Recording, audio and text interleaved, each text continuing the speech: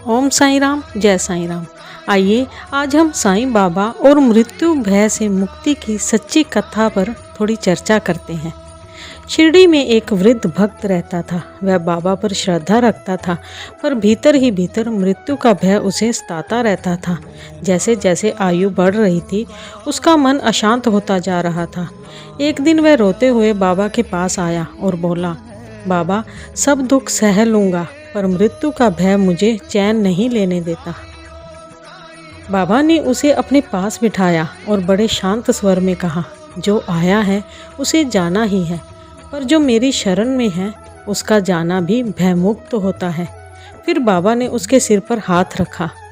उसी क्षण उस भक्त को ऐसा अनुभव हुआ मानो कोई भारी बोझ उसके हृदय से उतर गया हो। उसके भीतर एक अद्भुत निडरता और शांति भर गई। कुछ समय बाद जब उसकी मृत्यु का समय आया तो उसके मुख पर भय नहीं बल्कि हल्की मुस्कान थी। साईं बाबा कहते थे, मृत्यु देह की होती है, आत्मा की नहीं। डर वहाँ रहता है जहाँ विश्वास नहीं होता। इस कथा से हमें ये सीख मिलती है कि मृत्यु से डरने वाला नहीं, डर को समझने वाला बनो।